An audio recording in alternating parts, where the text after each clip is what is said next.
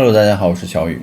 今天呢，我们来讲唐朝女子谢自然得道飞升的神话传说。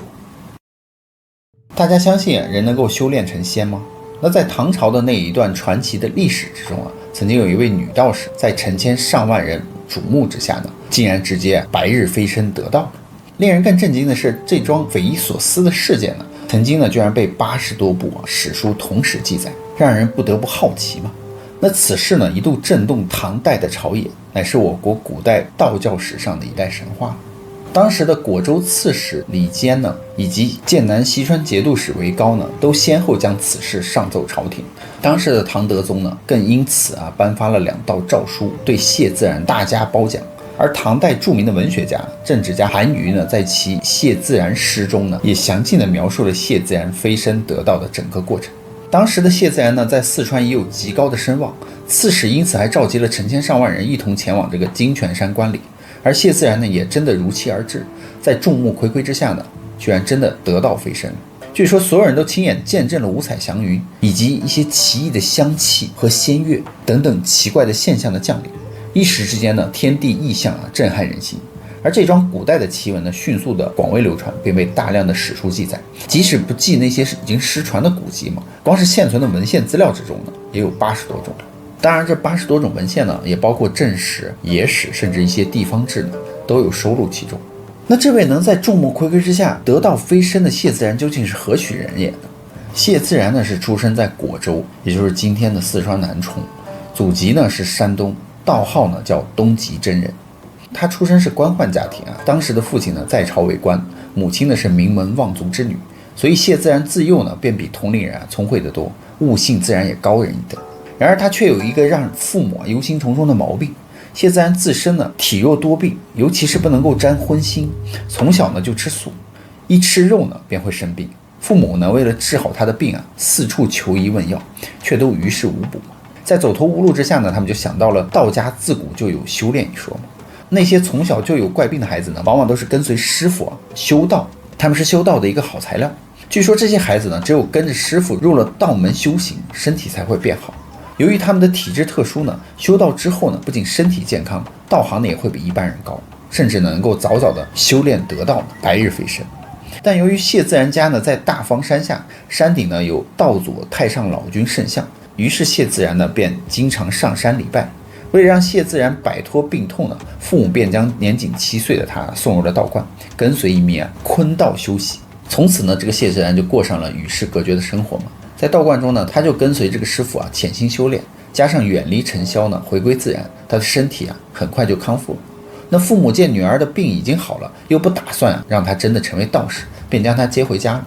然而谢自然已经习惯了道教的清静生活嘛，再次回归这个城市呢，让他很不适应。眼看着他回归城市之后身体又要垮下去了，于是呢，他们家人就毅然决然的选择又把他送回了道门。于是呢，谢自然正式拜曾经的师傅陈太虚为师学道，成为了一名真正的道士。后来谢自然10岁的时候呢，随母亲去老君庙祭拜，祭拜完之后呢，谢自然便坚持要住在这个老君庙。就在这个老君庙，于是住了4年。谢自然的身上呢，还出现了很多怪事。他说他开始就住在这个寺庙之后，开始不吃五谷杂粮了，认为米饭呢是虫子。不仅如此呢，谢自然还多次的上吐下泻，声称要把身体中的这个虫子给排出来。此后呢，谢自然便开始只吃这个百叶，偶尔喝一点水。到了12、13岁的时候，这个谢自然呢，对于这个《黄帝内经》《道德经》的理解呢，就已经读到非凡了。早年呢，在道观修行呢，就使得他得到了系统的学习，为修道呢打下了坚实的基础。那到了14岁的时候呢，这谢自然就已经达到了辟谷的一个地步了。他说1年之中呢，这个五谷杂粮颗粒不沾，只饮山泉雨露，瓜果蔬菜饱腹。那庄子呢，还在《逍遥游》中还描述过辟谷者不食五谷杂粮，只喝点露水便可。由于我们人嘛，不可能不摄入营养物质，所以辟谷者大多是不食五谷杂粮，而是吃一些营养的药膳或者是瓜果蔬菜来补充身体所需的。那到了22岁呢，谢自然就得到了绝力道士陈太虚的真传，开始辟谷了，甚至连水都不喝。根据现代的研究呢，就是说一个人不吃饭可以活7天，而不喝水的话只能活3天。而谢自然真的能够活那么久吗？这里我们打一个问号。于是他的事情呢，就在这个民间慢慢流传开来了。唐朝的这个刺史韩毅呢，竟然也对此事进行了考察。就在谢自然在川渝游历之际呢，刺史韩毅呢便将他请了过来，并让他呢居住在这个刺史的阁楼之中。因为这个刺史他说他之前听说这个民间流传这个谢自然不识荤腥之事嘛，他半信半疑，于是他每天只给这个谢自然一点饮用水和瓜果蔬菜，便对实情呢想要进行一个考察对比。这一关呢就是把这个谢自然关到这个屋里，一关就是几个月的时间。等谢自然出关之后呢，他的身体形态呢竟然没有半点的变化，与之前的刺史韩毅看到的是一模一样的。于是这个韩刺史呢再没有怀疑之心对于谢自然的无欲无求呢感到十分的敬佩。他甚至呢向官府呢推举这种高尚的品质，将他视作是老师一般的尊敬。后来李坚上任呢，更直接在金泉山中为这个谢自然修建房屋，让其居住。这里呢也就彻底成为了谢自然的一个道场。从此之后呢，谢自然便在这个山中潜心修炼。传说他的道场之中是有2只虎、5只麒麟、2只青鸟的，他们都跟随在这个谢自然的前后，或叫或飞，景象奇特无比。那谢自然呢，刚住进这个金泉山的时候就有个人年约40岁左右，自称是头陀，衣服和相貌呢也不像僧人。来到这个谢家呢，他就说我是来拜访真人的。那谢家人都拒绝说我们这里是没有真人的。头陀当时只是笑了笑，于是全家人呢为了赶这个头陀走就开始向僧人呢下拜，然后就施舍给他200钱呢和一条手巾想打发他走嘛。然后呢，他们全家人下拜的时候呢，这个僧人说我只受你们家人的拜，但我不受谢自然的拜。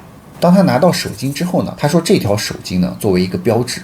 不一会儿呢，这个僧人就走了，也不知去向了，就是很奇怪的一个人。当时这个僧人有可能就感觉到这个谢自然已经非同寻常。在道教中呢，每个人的悟道的方式都是不一样的，那么谢自然也不例外。他主要是靠游历山水来达到自己的天人合一的一种境界。谢自然从7岁那年进入道观开始呢，就与这个道教结下了不解之缘。谢自然似乎呢不像是一个凡人，他不会被天气所影响。他们就说天寒地冻的时候呢，谢自然从来不穿厚衣服，也不烤火取暖。天气炎热的时候呢，谢自然也不用扇子，自己呢自然也不觉得热。长期在这个金泉山静坐，鹿群都会不请自来围绕在他的身边。而且有一段传说是说，这个谢自然呢在海上是有一个奇遇的，他拜了一个得道高僧，苦行修炼了，才得以得道飞升的。古人都说呢，天上一日人间千年。不知不觉中呢，谢自然呢已经年过40。他为求大道呢，牺牲了凡俗人生，却感觉修行上遇到了瓶颈，不得不离开原来的道观呢，四处云游求法。为了求道呢，谢自然孤身一人走遍了峨眉山、华山等名山大川，拜访了名师，却始终未果。后来他终于找到了居住在天台山玉霄峰的上清派茅山宗第12代宗师司马承祯。然而即使追随这位德高望重的师傅呢，修行呢也是一直没有进展。问题出在谢自然女性的一个身份上，因为她修炼的是坤道，而司马承祯修炼的却是道家的上乘乾道。于是他的师傅司马承祯就认为呢，身为坤道的谢自然呢是无法领会乾道的精妙之处的，便不愿将自己的所学呢传授给他。失望之极的这个谢自然呢，于是就离开了天台山，转而前往了海外蓬莱仙境。据说蓬莱仙境是在当时的新罗，也就是当今的这个朝鲜半岛附近。他需要搭乘前往新罗的商船。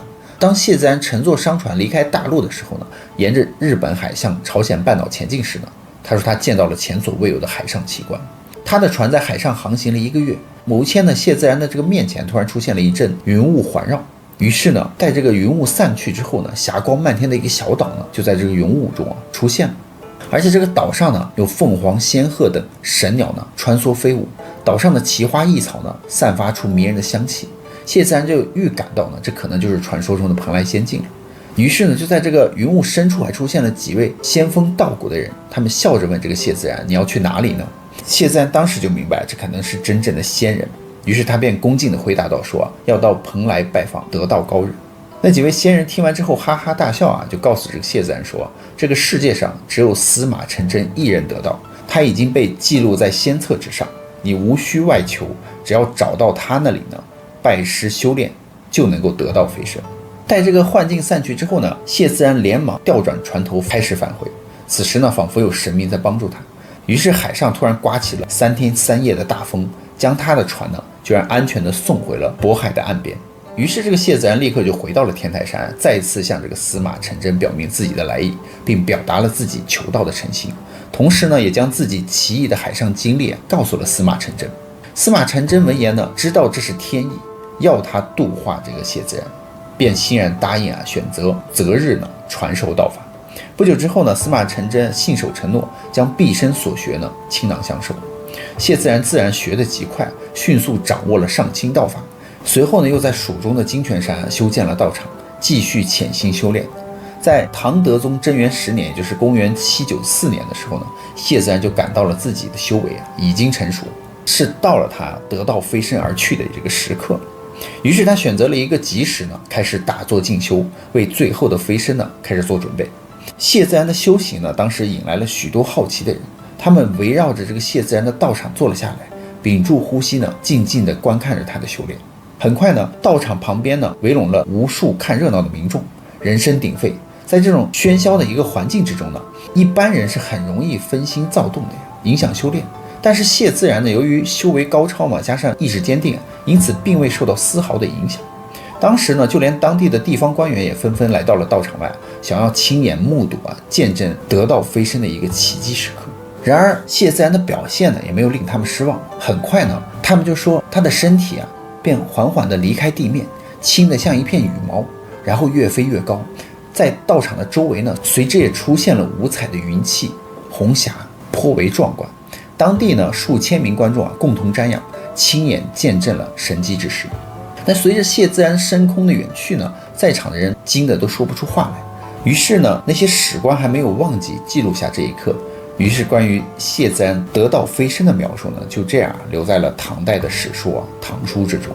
这桩旷古奇事呢，撼动了当时的朝野，并对当时呢产生了深远的影响。当时的皇帝唐德宗呢，还为谢自然飞升呢特别下诏褒美，当地的官员还为他刻石立碑。为了纪念这一桩奇事呢，当地的果州刺史李坚呢，在金泉山为他修建了金泉道场碑。而当人们清理谢自然留下的遗物时呢，在其道场的室内的壁上呢，赫然可见52字真言。根据康熙年间顺庆府志记载呢，在谢自然飞升的金泉山上呢，是有3道关于飞升的唐代石碑，其一为唐太和5年果州刺史呢写的金泉山先序居，其二呢是唐德宗果州刺史手书，其三呢是唐德宗果州女道士谢自然白日飞升书。如今呢，这3个碑呢都被毁坏了，但却有2个碑文呢尚存于地方志中。那谢自然的事迹呢，正史和野史是都有收录的。比如说《太平广记》集仙录里面都记载了谢自然乘船进入蓬莱仙境，得仙人指点拜上清派高道司马承祯为师，最终呢由司马承祯度化修炼得道。谢自然得道以后呢，还开创了女丹修炼一派，与曹文义的上品大道派、南苑魏夫人的上清派、孙不二元君女丹派呢是并列的。那么谢自然的修炼方法究竟是怎样的呢？女丹同女派的修炼方法有何独到之处呢？有人说，从谢自然真人的这个生平和修炼传记来看的话，我们可以得知呢，谢自然14岁呢，即已经进入了童女之身入道修炼，天生仙缘，根基齐家。14岁的童女之身呢，能够窥取天地之阳气，身体如同前体未露。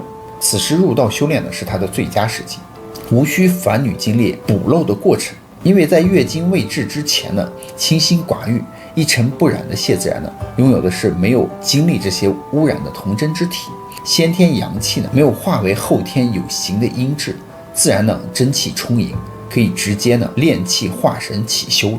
那接下来呢，谢自然便开始辟谷不食，因为丹道修炼在炼气化神后期呢，也是需要辟谷的。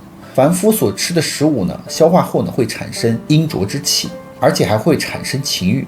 所以谢自然之所以能够纯净无染，正是因为此时他的辟谷不食人间烟火从而能够远离阴浊之体和情欲的烦恼。